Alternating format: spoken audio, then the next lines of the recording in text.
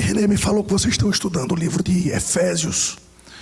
E eu creio que, sem dúvida alguma, uma das cartas mais completas do apóstolo Paulo do Novo Testamento. 3 primeiros capítulos tratando de doutrina, tratando da belíssima doutrina do Evangelho. E os 3 últimos capítulos, como nós podemos aplicar essa doutrina na nossa vida prática. E algo extraordinário, que nós precisamos dar ouvidos, porque o apóstolo João também escreveu uma carta aos Efésios. Na verdade, Jesus ditou para ele. Em Apocalipse capítulo 2, eu queria que você pudesse abrir a Bíblia nesse texto. Apocalipse capítulo 2, versículos de 1 a 7.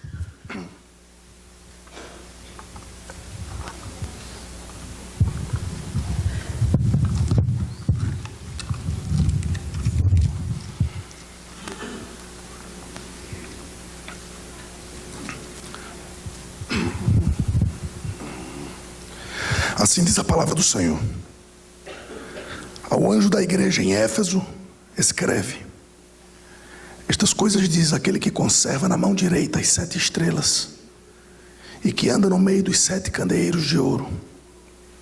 Conheço as tuas obras, tanto o teu labor como a tua perseverança, e que não podes suportar homens maus, e que puseste à prova os que a si mesmos se declaram apóstolos e não são, e os achastes mentirosos, e tens perseverança, e suportaste provas por causa do meu nome, e não te deixastes esmorecer. Tenho, porém, contra ti que abandonaste o teu primeiro amor. Lembra-te, pois, de onde caíste, arrepende-te e volta à prática das primeiras obras. E se não venho a ti e moverei do seu lugar o teu candeeiro, caso não te arrependas. Tens contudo a teu favor que odeias as obras dos nicolaítas, as quais eu também odeio. Quem tem ouvidos ouça o que o Espírito diz às igrejas. Ao vencedor dar-lhe-ei que se alimente da árvore da vida que se encontra no paraíso de Deus. Vamos orar.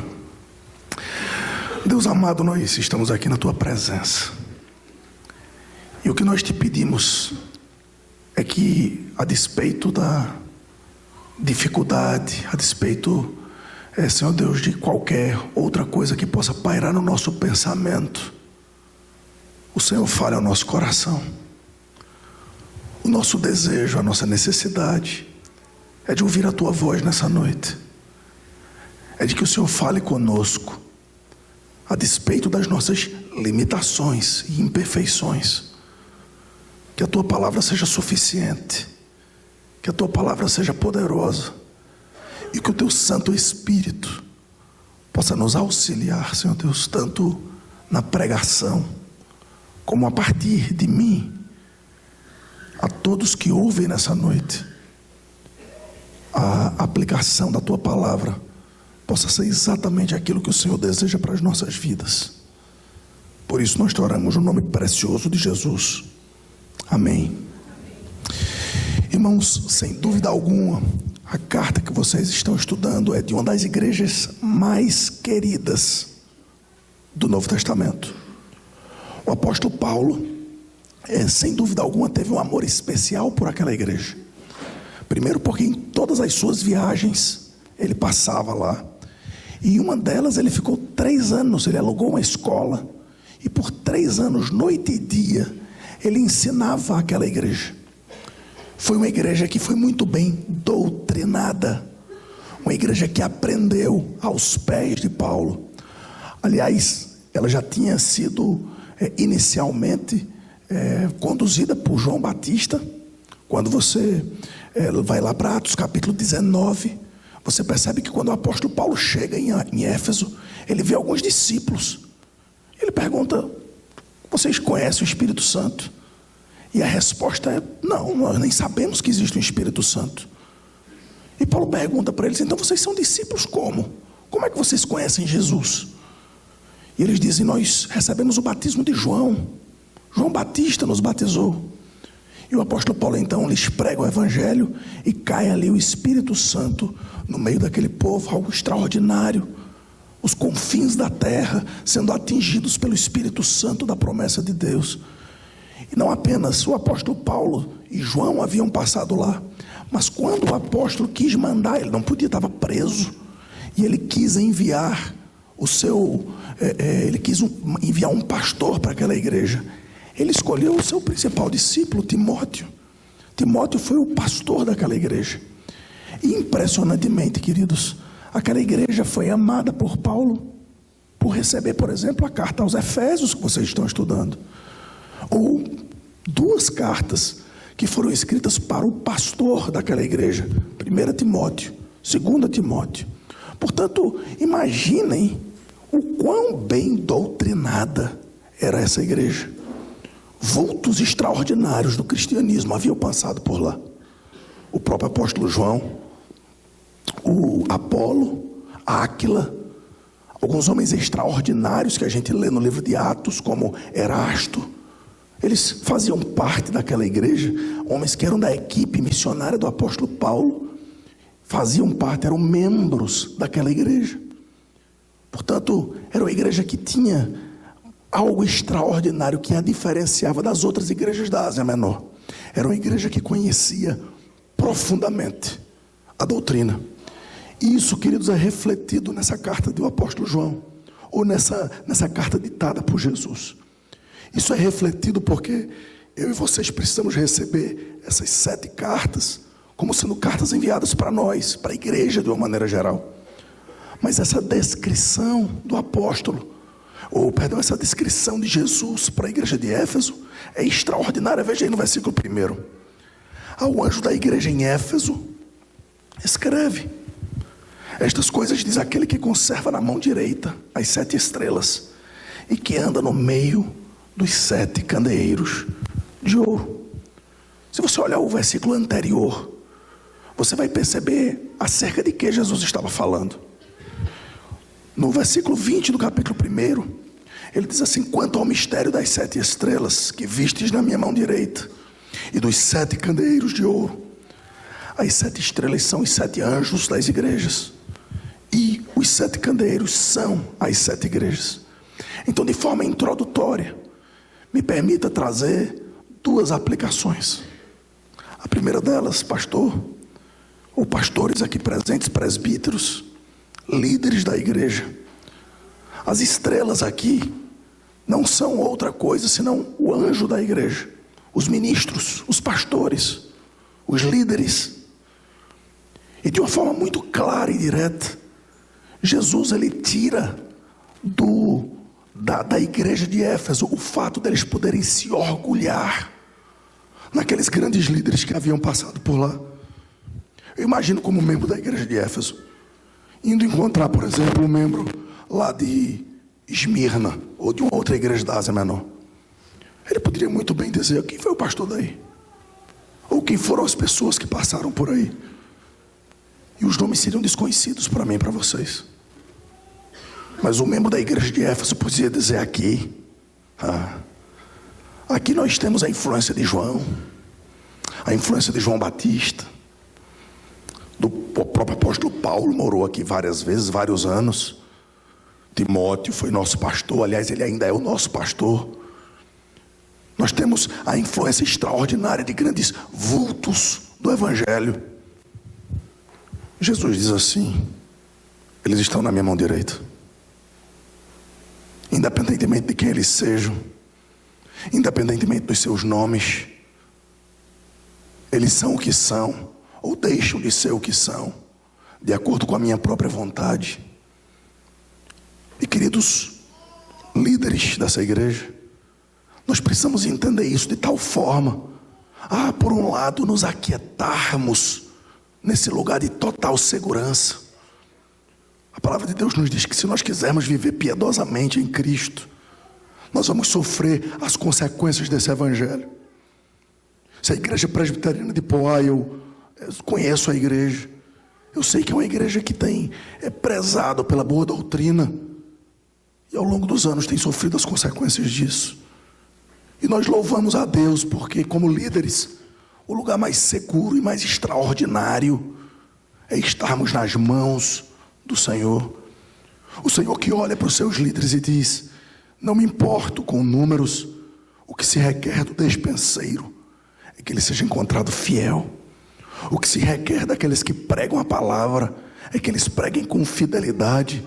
Timóteo, aprenda, a tempo ou a fora de tempo, quer seja oportuno, quer não, prega a palavra, corrige, repreende e exorta com toda a longanimidade e doutrina. Agora saiba, Timóteo, isso tem consequências. As pessoas não suportarão a sã doutrina. Fique firme. Coisa extraordinária, queridos, como líderes, podermos pregar a palavra do Senhor e estarmos completamente seguros nas mãos do Senhor. Mas por outro lado, ai daqueles que fazem a obra do Senhor relaxadamente.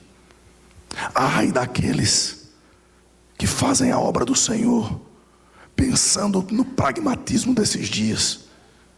Esses também precisam entender que o lugar que eles estão é o lugar mais perigoso do mundo. Eles estão nas mãos do Senhor. Eles estão na sua mão direita. E eles precisam ter muito cuidado, porque a palavra de Deus não falha. Aquele que faz errar um i ou um tio sequer dos pequeninos do Senhor sofrerão as consequências da própria lei. Mas também, queridos, se essa introdução traz para nós que somos líderes algumas aplicações, traz aplicações fantásticas para a igreja. A primeira delas, com base nisso que a gente acabou de ver. Queridos, isso pode parecer piegas, mas não é. Orem pelos seus pastores. Orem pelos seus líderes. Eles carregam um fardo que não é fácil de carregar. Eles precisam, entendam, eles têm o mais perigoso de todos os ofícios do mundo. Eles sobem atrás de púlpitos como este para pregar a palavra do Senhor, em nome do Senhor, para ser a voz do Senhor. E queridos, isso não pode ser feito sem temor e tremor. Isso não pode ser feito sem a consciência de que Deus julga e de que a igreja deve julgar a palavra que está sendo pregada. Mas esse texto também traz uma aplicação maravilhosa para mim e para vocês. Eu preciso admitir, que coisa linda, quando começamos a cantar aqui juntos. Que aplicação extraordinária dos textos bíblicos. Ah, queridos, como é bom nós louvarmos ao Senhor. Como é bom nós podermos cultuar a Deus nessa tranquilidade. Entretanto, tem algo extraordinário que muitas vezes a gente esquece por conta da repetição daquilo que a gente faz. Quando nós cultuamos a Deus, conquanto seja muito bom estarmos aqui uns com os outros. Renê deu um aviso aqui que meu coração apertou. Eu de fato vou ter que sair para ver minha mãe que está chegando no aeroporto. Mas queridos, como é bom a gente poder se abraçar, conversar, olho no olho. Como é bom a gente poder se ver. Mas a presença mais importante aqui, aquele que de fato deve fazer diferença, para que nós estejamos aqui por completo, derramando a nossa alma, é saber que espiritualmente o Senhor Jesus está no nosso meio. Veja, Ele está, os candeeiros são as igrejas, mas Ele está andando no meio dos candeeiros. Desde o texto lido e da oração feita, que deu início a esse culto, a presença mais nobre, mais esperada, mais extraordinária, aquela presença que deve fazer com que o meu e o seu coração pululem de alegria, é Cristo.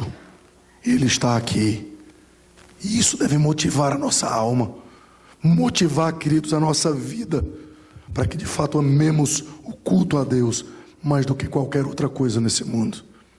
O pardal encontrou casa, a andorinha ninhos para si.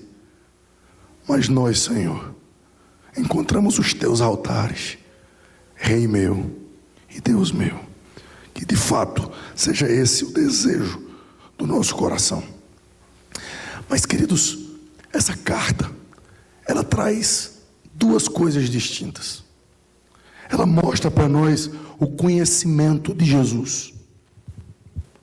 Todas essas cartas, elas, logo depois da introdução, Jesus diz assim: eu conheço você.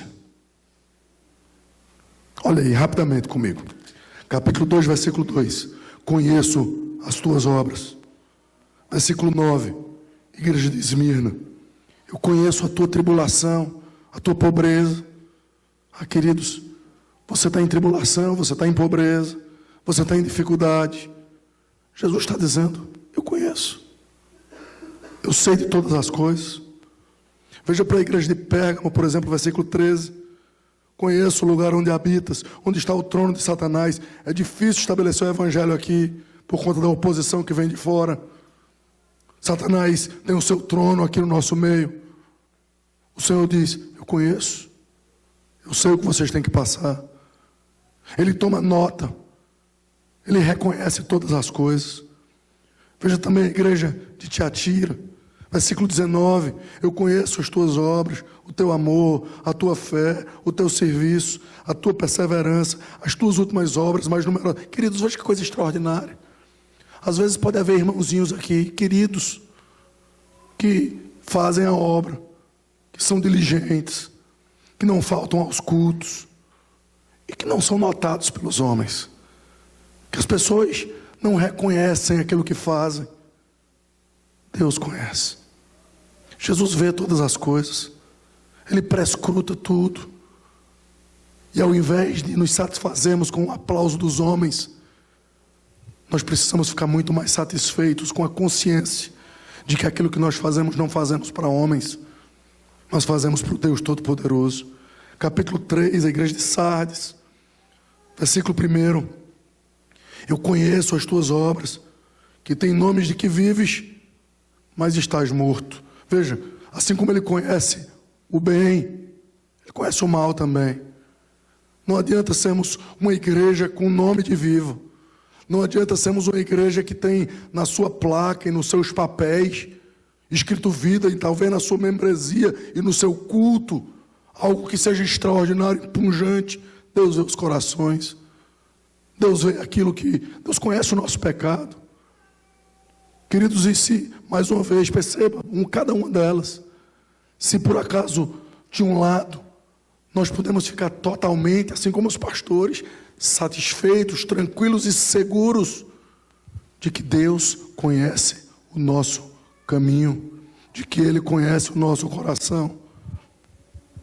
Assim também, queridos, quando estamos em pecado, assim também quando nos desviamos dos caminhos do Senhor, assim também quando conseguimos esconder dos nossos pais, dos nossos cônjuges, dos nossos líderes, quando conseguimos esconder, porque somos bons nisso, às vezes de nós mesmos, os nossos próprios pecados e as nossas próprias mazelas. Deus vê, Ele conhece, e Ele conhece a mim e a vocês intimamente, assim como o salmista disse no Salmo 139. O Salmo 139 é lindo, porque ele começa dizendo: Senhor,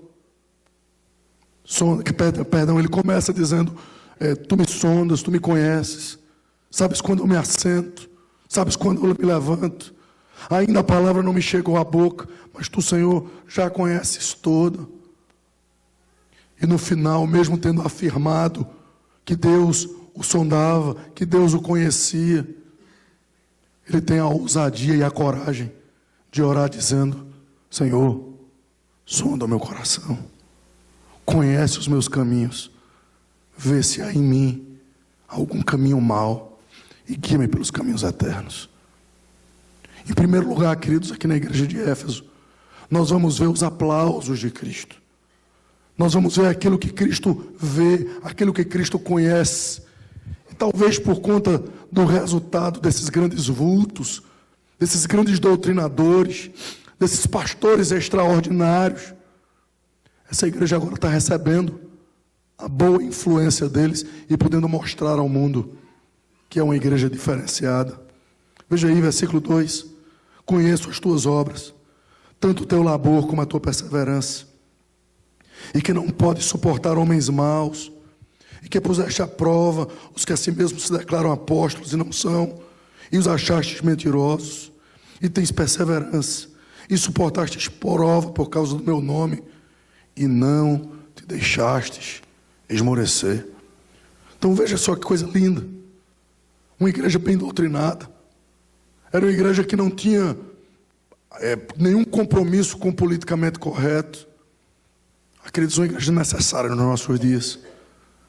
Uma igreja que não tem medo de pregar a verdade. Doa quem doer. Sendo ou não oportuno. Eles ouviram. O pastor Timóteo ouviu aquilo que Paulo disse. E aqui nós vemos João escrevendo para aquela igreja, dizendo: muito bem, igreja. Se chega alguém aí se dizendo alguma coisa, com cartas de recomendação, se dizendo apóstolo, vocês vão ser os primeiros a dizer: mentiroso. Esse tipo de mensagem não é pregado aqui desse púlpito. E se for, certamente será combatido. Porque os líderes dessa igreja, como da igreja de Éfeso, eles estavam prontos para sofrer afrontas pelo nome de Cristo.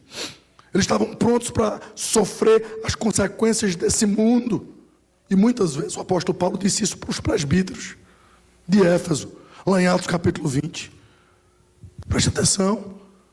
A conexão de Paulo com Éfeso era tão grande que quando ele estava indo para Jerusalém, alguns disseram: vamos entrar em Éfeso. Ele disse: entro nada. Se eu entrar em Éfeso, eu não vou conseguir voltar. Eu vou ter que passar muito tempo ali. Então os presbíteros é que vão para Mileto. Uma das cenas mais lindas do Novo Testamento, para mim, pelo menos. Eu sou beijoqueiro, né, René? Hoje, René teve que levar um beijo meu. Depois ele limpou assim. Mas o fato é que aquela cena de Atos 20 é uma cena de um bocado de homem barbado, de um bocado de presbítero, chorando, se abraçando e se beijando. Por quê? Porque eles estavam olhando Paulo possivelmente pela última vez. Eles estavam com saudade. E mesmo num contexto de tamanha emoção, o apóstolo Paulo se levanta e diz: olha, eu sei que na minha partida se levantarão no vosso meio lobos vorazes, muitas vezes do meio de vocês mesmos. Queridos, é algo impactante demais a clareza, a fidelidade com a qual o apóstolo Paulo tinha a sua mensagem, a sua palavra. E a igreja respondeu positivamente. A igreja agora está sendo aplaudida por Cristo, dizendo: vocês não suportam a falsa doutrina, vocês não suportam homens maus, vocês colocam eles à prova, vocês os acham mentirosos. Isso é coisa linda. Era uma igreja extremamente bem doutrinada. Se fosse hoje, era uma igreja confessional, pastor René. Era uma igreja que conhecia profundamente os 5 pontos do calvinismo, os 5 solas da reforma protestante, as confissões e os catecismos de Westminster. Era uma igreja que saberia responder. Hoje você vai para muitas igrejas, pasmem, e você pergunta: tá, o que é justificação? As pessoas não vão saber responder as coisas mais elementares. A igreja de Éfeso sabia. A igreja de Éfeso conhecia. Era uma igreja bem doutrinada. Mas não era apenas uma igreja bem doutrinada. Era também uma igreja ética. Era uma igreja que não suportava a agenda desse mundo. Veja aí no versículo 6. Tens contudo a teu favor que odeias as obras dos nicolaítas, as quais eu também odeio. Era uma igreja que não dava o púlpito, ou não daria o púlpito nos dias de hoje, por exemplo, para abortistas. Que não daria o púlpito nos dias de hoje, por exemplo, para aqueles que sustentam alguns dos princípios que nós estamos cansados de ouvir por conta de uma esquerdização da nossa sociedade. Era uma igreja que não tinha compromisso com aquilo que não era ético. Os nicolaítas ensinavam que o sexo podia ser tratado de qualquer forma. Que Deus nos criou, vê que doutrina, que Deus nos criou para ser felizes. E portanto, Ele conhece as nossas fraquezas, e já que Ele conhece as nossas fraquezas, Ele vai passar a mão por cima dos nossos desvios. Não é isso que a palavra de Deus nos diz. Nessa área específica, a palavra de Deus diz que Deus requer santidade, que Deus é o vingador, que o nosso corpo é templo do Espírito Santo, que os jovens, que os adolescentes, que os meninos dessa igreja possam entender, queridos, que vocês foram criados para a santidade, vocês foram criados para que Deus os preserve, para que um dia vocês possam dizer no altar, diante daquele ou daquela que será o seu esposo ou esposa para o resto da vida: sim, eu juro fidelidade, eu juro amor, eu estou aqui me entregando e completamente livre, vivo, limpo. Ah, queridos, isso é muito doido nos nossos dias. Falar esse tipo de coisa nos nossos dias é ir completamente contra a corrente, porque os nicolaítas estão dentro das nossas próprias igrejas presbiterianas.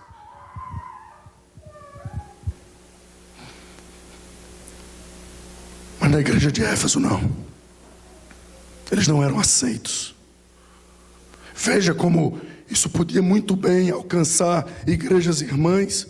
Veja aí a igreja de Pérgamo, uma igreja que Deus sabia que o trono de Satanás estava ali. Mas veja o versículo 15.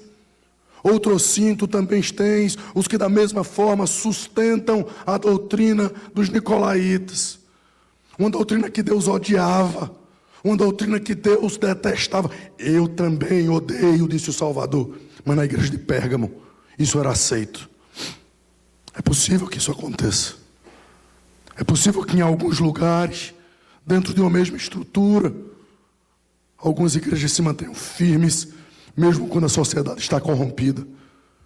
Mas outras igrejas, infelizmente, sejam afetadas por essas pressões sociais e pelo politicamente correto.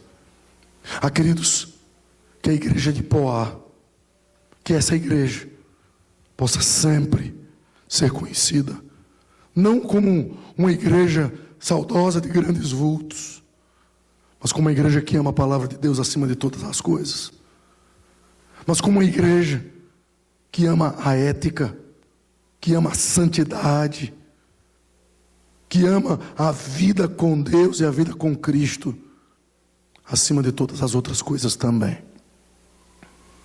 Entretanto,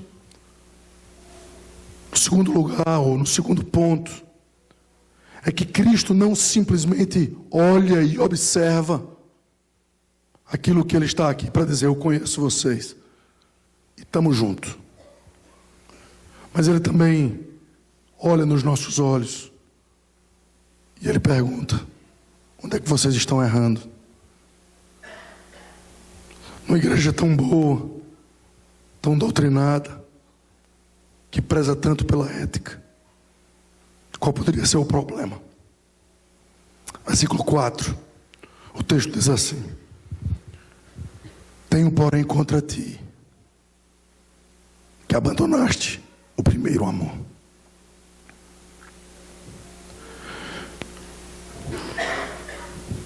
Queridos, nós somos conhecidos pela doutrina reformada, pelo apreço às Escrituras, pelo apego à palavra de Deus e aos nossos símbolos de fé. Agora imagine que somos chamados para pastorear uma igreja. E tem dois lados nessa mesma balança. De um lado da balança, a gente vê uma igreja que não se dobra ao politicamente correto. Uma igreja que ama a sã doutrina. Uma igreja que não suporta homens maus. Desse lado da balança, Nós temos uma igreja que se coloca contra e acha mentirosos e dá nome aos bois. Desse lado da balança, nós vemos uma igreja que busca santidade, que busca ética, que busca a verdade acima de todas as outras coisas. Está pesado esse lado, não está? Está pesado. Do outro lado, a gente tem só uma besteirinha. Vocês abandonaram o primeiro amor. O que significa isso?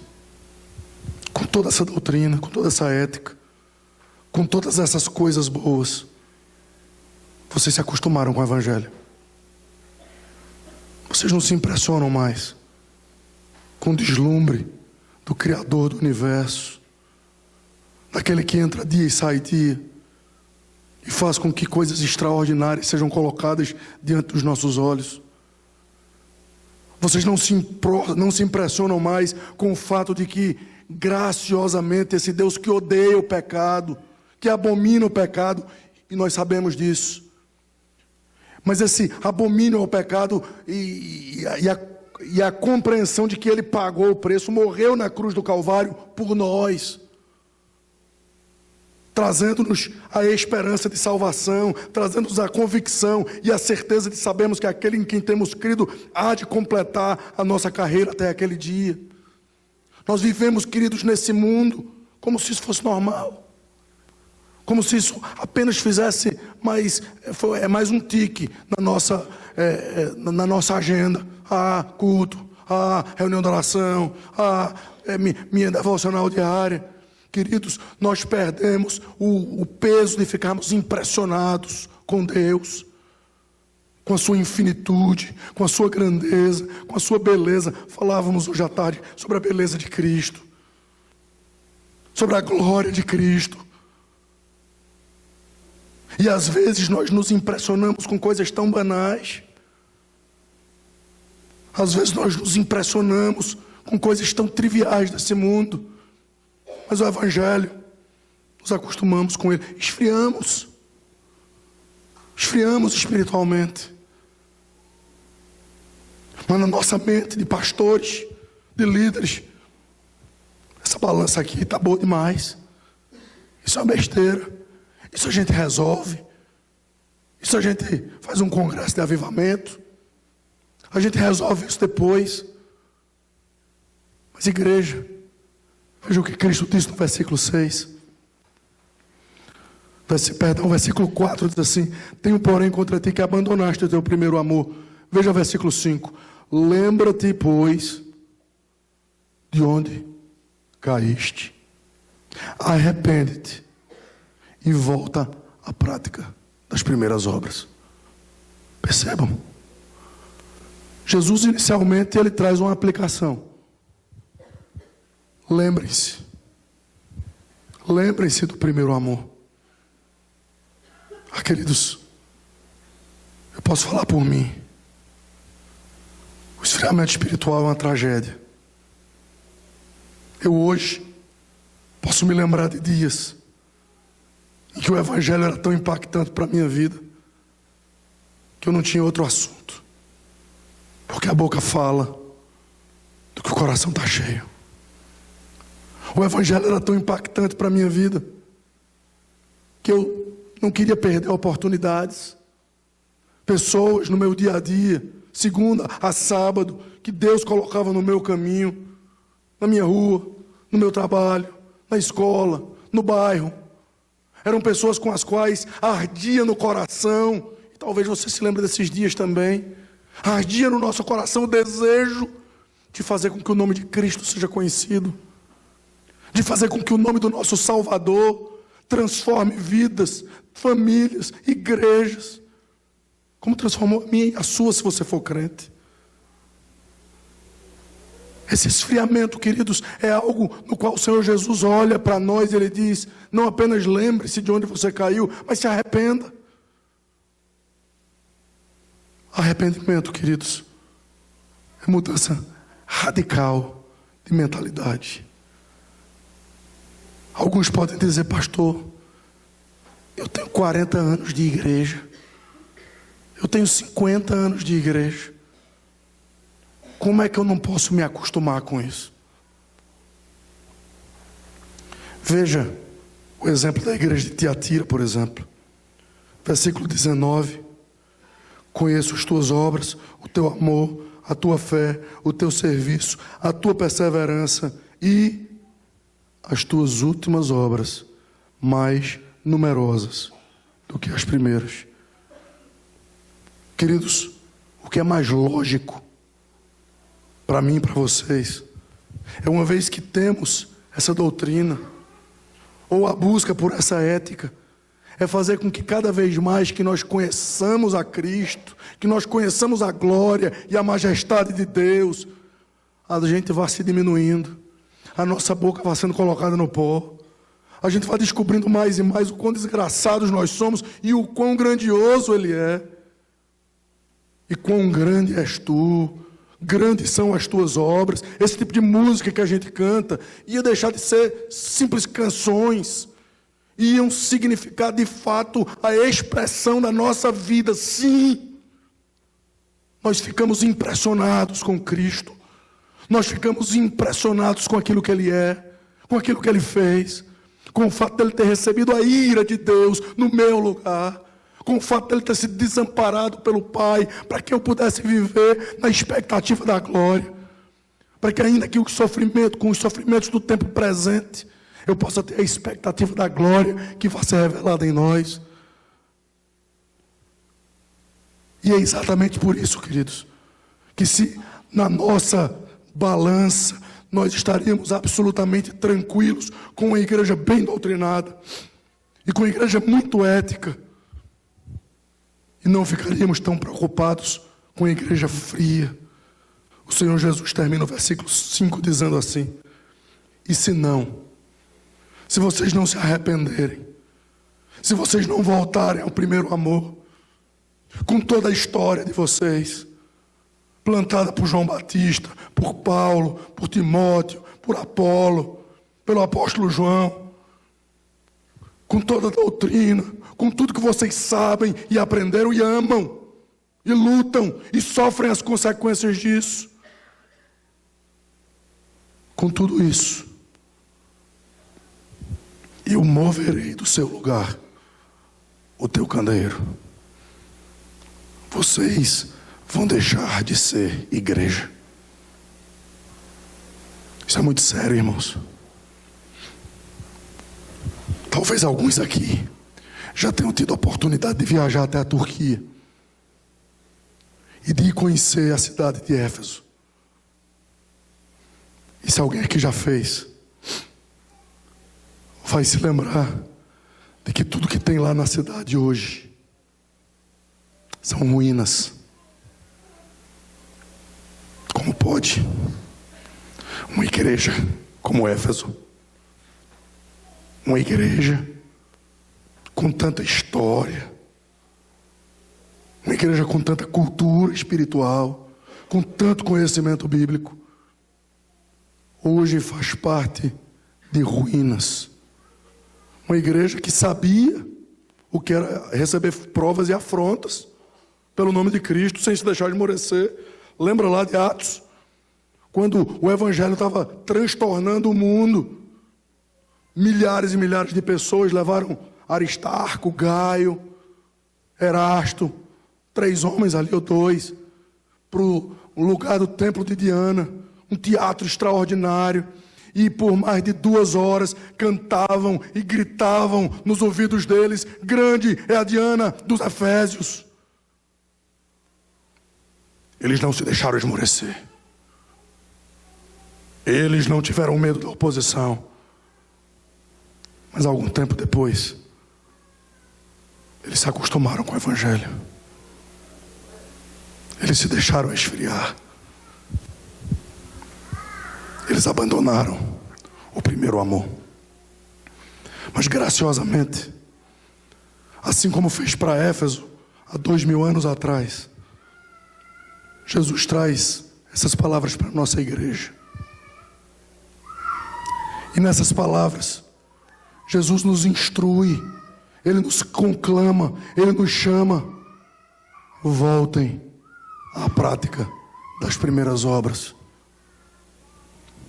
Voltem ao primeiro amor. Voltem a se impressionar com a glória extraordinária do Evangelho. E ele ainda traz promessas para a gente. Versículo 7 diz assim: quem tem ouvidos, ouça o que o Espírito diz às igrejas. Ao vencedor, dá-lhe que se alimente da árvore da vida, que se encontra no paraíso de Deus. Ele traz uma expectativa do futuro, nos lembrando de algo do passado. A árvore da vida, que estava no paraíso de Deus lá no Éden, era aquela árvore que, se homem e mulher comessem do seu fruto, no estado em que eles estivessem, eles viveriam eternamente. Por graça, depois do pecado, o homem e a mulher foram expulsos daquele jardim. Eles não podiam mais comer daquele fruto, porque se eles comessem no estado em que eles se encontravam, não haveria mais esperança de salvação. É por isso que por toda a Escritura, a árvore da vida é uma referência ao nosso Senhor e Salvador Jesus Cristo. E o que é prometido para mim e para vocês, queridos, é que se nós de fato continuarmos e prezarmos pela nossa doutrina e pela nossa santidade e pela nossa ética, e ainda assim não nos acostumarmos mais com o sagrado, e formos devotos e amarmos ao Senhor e compreendermos que a adoração tem a ver com a mente, mas tem a ver com o coração. Não vamos ser mecânicos, não vamos ser acusados daquilo que o povo foi nos dias de Isaías. Esse povo me honra com os lábios, mas o seu coração está longe de mim. Não, o nosso coração está aqui. Deus busca adoradores que o adorem em espírito e em verdade, e que Ele ache os adoradores aqui dessa igreja assim. Porque a promessa, queridos, é que nós vamos nos alimentar naquele dia das mãos do próprio Senhor Jesus Cristo. O que pode ser melhor para você? Uma grande mansão. O que pode ser melhor para você? Está sempre azul na sua conta bancária. Ter os seus sofrimentos dirimidos, ter os seus casamentos perfeitos,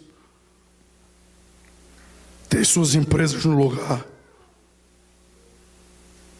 Ou você seria capaz de abrir mão de todas essas coisas?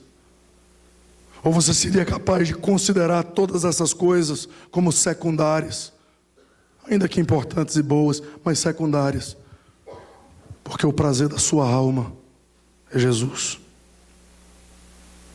Uma vez eu fiz uma pergunta,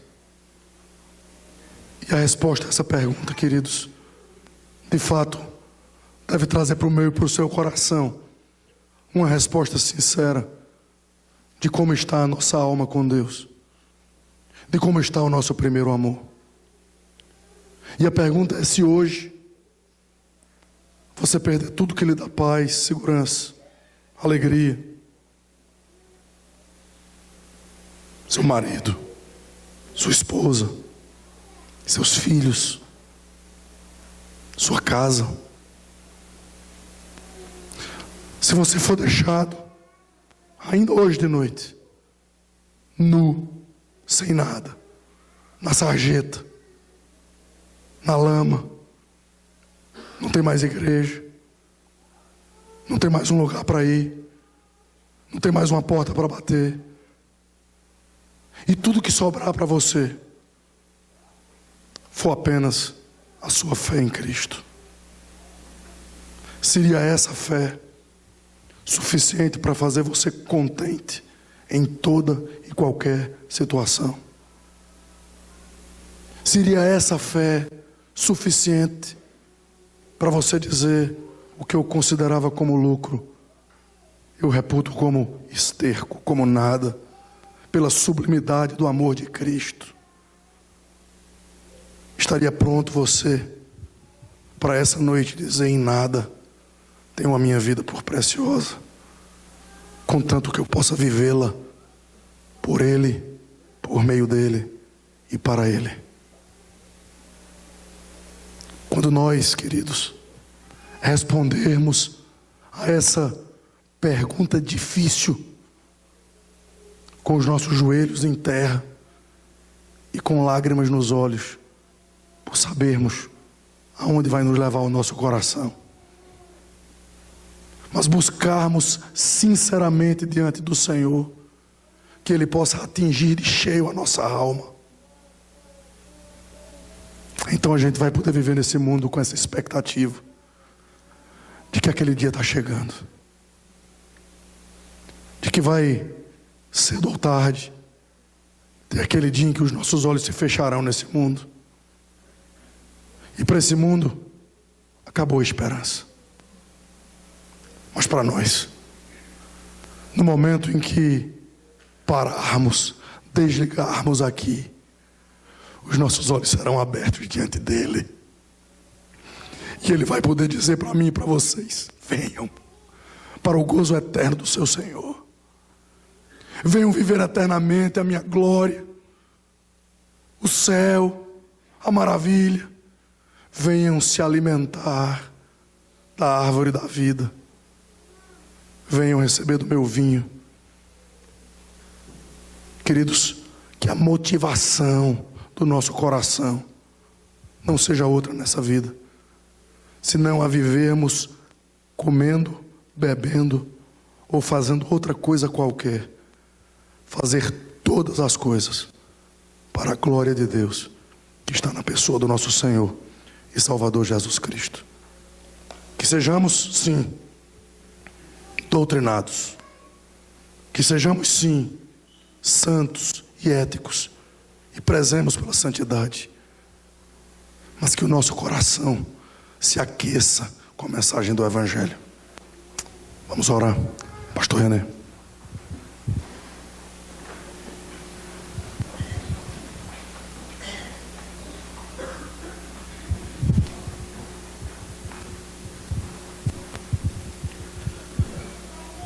Vamos ficar de pé. Nós vamos orar. Ó Senhor, como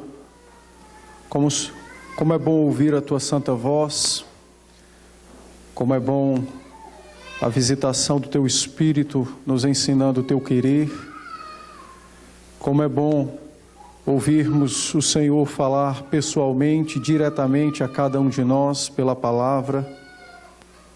Como é bom saber que o Senhor conhece as nossas vidas e, como um Pai santo, bondoso e misericordioso que és, ao contemplar os desvios do nosso coração, o Senhor envia os Teus mensageiros para aprumar o nosso coração pela Tua palavra, pela manifestação da Tua vontade, pelo ensino do Teu querer.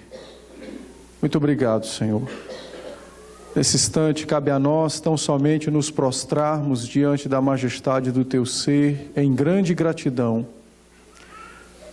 Ao mesmo tempo, em grande temor, por sabermos que nada podemos esconder do Senhor. Nada pode ser ocultado dos Teus santos olhos.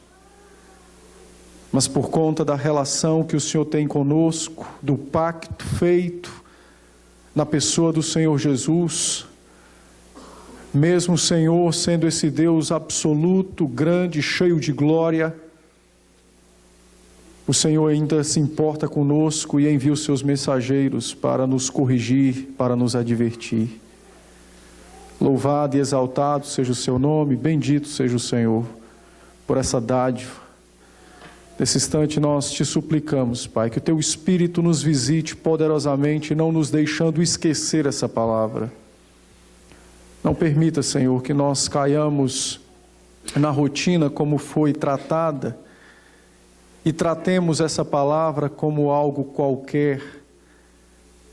Nos esqueçamos deste ensinamento poderoso Pelo contrário, que sejamos, como disse teu servo, nosso irmão Tiago, ouvintes praticantes, não negligentes, mas aquele que ouve a palavra e imediatamente a coloca em prática.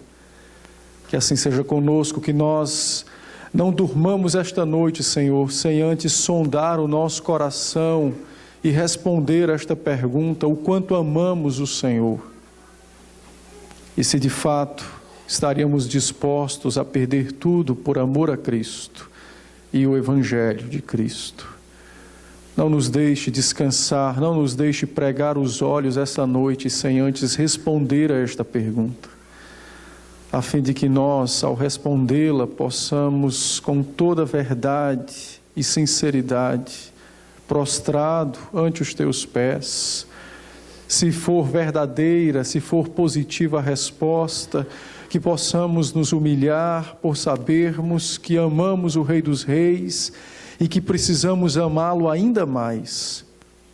Mas se não for essa a resposta, que também prostrados nos arrependamos e busquemos amar o Senhor acima de todas as coisas, inclusive da nossa própria vida.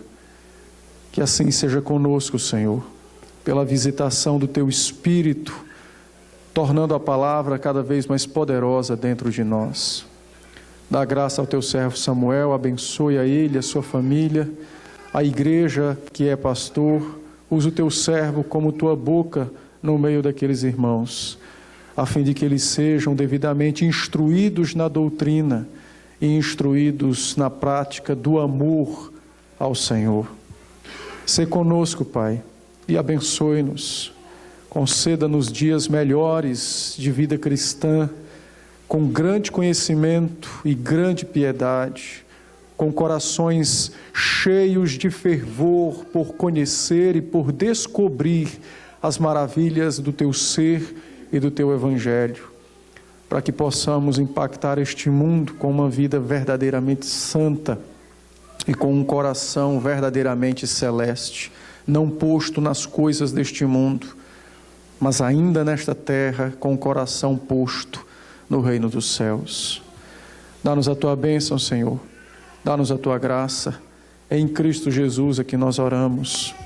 E agora, meus irmãos, ide em paz, que a graça do Senhor Jesus Cristo, o amor do nosso Deus bendito, nosso eterno Pai, o poder, a comunhão e as consolações do Santo Espírito sejam sobre vós e sobre todo o povo eleito de Deus, hoje e para todos sempre. Amém. Amém.